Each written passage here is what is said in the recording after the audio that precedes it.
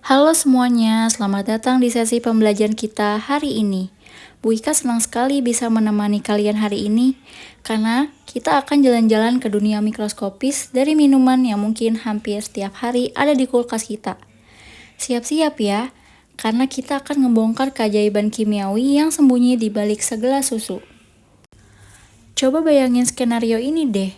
Kalau kamu masukin sedikit air jeruk nipis ke dalam segelas air putih, airnya pasti langsung terasa asam kan? Wajar dong.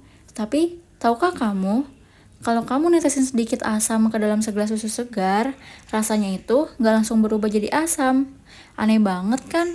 Kok bisa rasanya tetap stabil padahal udah ditambahkan asam? Nah, ternyata ada perlindungan tak kasat mata di dalam susu yang nahan perubahan tersebut. Oke, mari kita bedah fenomena ini.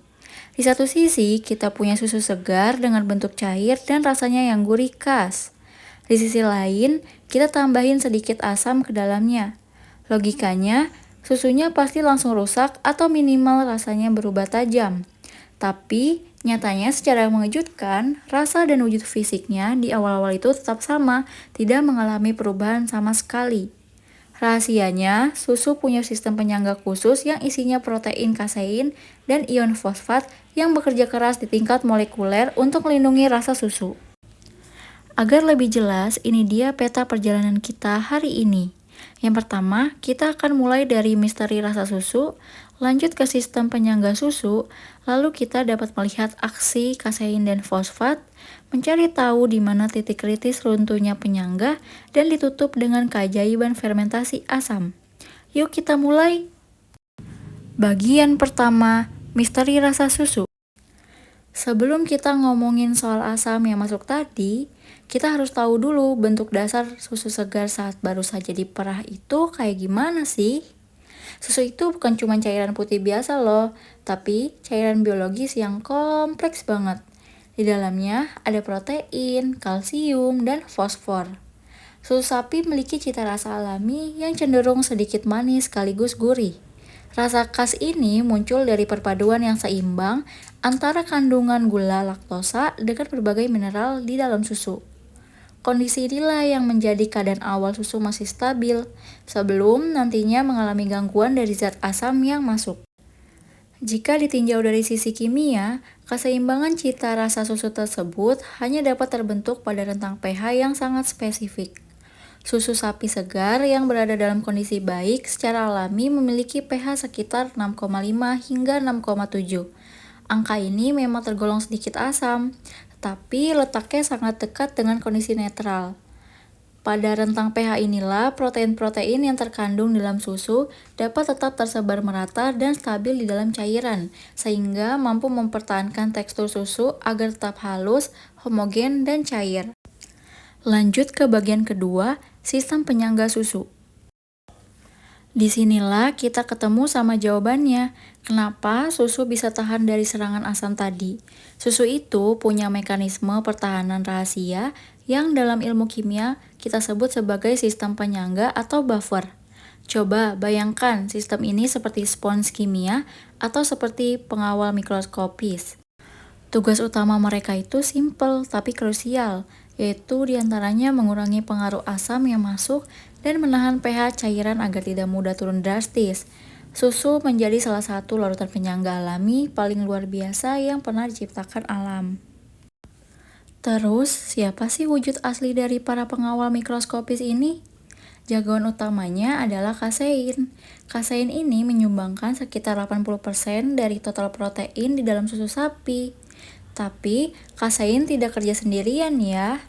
Dia dibantu sama teman-teman setianya, yaitu ada ion fosfat dan juga sitrat. Tim ini bekerja bareng membentuk benteng pertahanan yang solid untuk melindungi kestabilan cairan dalam susu. Selanjutnya, kita masuk ke bagian ketiga, yaitu aksi kasein dan fosfat. Nah, gimana cara kerja pengawal kita ini di medan tempur? Gini prosesnya. Saat asam masuk ke dalam susu, yang mana asam ini pada dasarnya adalah rombongan ion hidrogen atau H+, kasein dan fosfat langsung maju ke garis depan. Mereka secara langsung akan menangkap dan mengikat ion-ion H+ yang liar itu. Hasilnya, para penyusup ini langsung ditahan. pH susu dicegah biar tidak turun drastis, dan yang paling penting, lidah kamu nggak akan ngerasain perubahan rasa asam yang tiba-tiba. Fakta ini juga telah divalidasi dalam bidang medis dan ilmu pangan. Berbagai literatur ilmiah menjelaskan bahwa susu merupakan larutan penyangga yang sangat baik karena mampu menahan perubahan pH ketika terjadi penambahan sedikit asam maupun basa. Kemampuan ini menunjukkan adanya mekanisme alami dalam susu yang berfungsi menjaga kestabilan kimiawi sehingga kandungan nutrisinya tetap terlindungi dari perubahan kecil. Misalnya saat bakteri mulai menghasilkan sedikit asam pada tahap awal penyimpanan. Pada susu, terdapat sistem penyangga fosfat yang berfungsi menjaga pH agar tidak berubah secara drastis. Sistem ini terdiri dari pasangan asam lemah H2PO4- dan basa konjugasi HPO42-. Ketika susu ditambahkan sedikit asam, ion HPO42- akan menangkap ion H+, sehingga membentuk H2PO4-. Dengan begitu, pH susu tidak turun secara drastis. Sebaliknya, ketika susu ditambahkan sedikit basa, ion H2PO4- akan bereaksi dengan OH-, membentuk HPO42- dan air. Hal ini membantu pH susu agar tidak berubah secara drastis. Selain penyangga fosfat, susu juga memiliki sistem penyangga protein. Salah satunya berasal dari kasein. Kasein COOH berperan sebagai asam lemah, sedangkan kasein COO- berperan sebagai basa konjugasi. Ketika susu ditambahkan sedikit asam, kasein COO- akan menangkap ion H+ dan berubah menjadi kasein COOH. Sebaliknya, ketika ditambahkan sedikit basa, kasein COOH akan bereaksi dengan OH-, membentuk kasein COO- dan air. Dengan adanya sistem ini, pH susu tidak akan berubah secara drastis. Bagian keempat, kita bahas titik kritis runtuhnya penyangga. Meskipun kasein dan fosfat dalam susu berperan sebagai sistem penyangga yang cukup kuat, kemampuan tersebut tetap memiliki batas. Jika susu terus-menerus menerima penambahan asam dalam jumlah besar, maka sistem penyangga ini lama-kelamaan tidak mampu lagi mempertahankan kestabilan pH. Titik paling kritis terjadi saat pH susu mencapai sekitar 4,6 yang dalam ilmu kimia dikenal sebagai titik isoelektrik. Pada kondisi ini, mekanisme perlindungan alami susu mulai kehilangan fungsinya.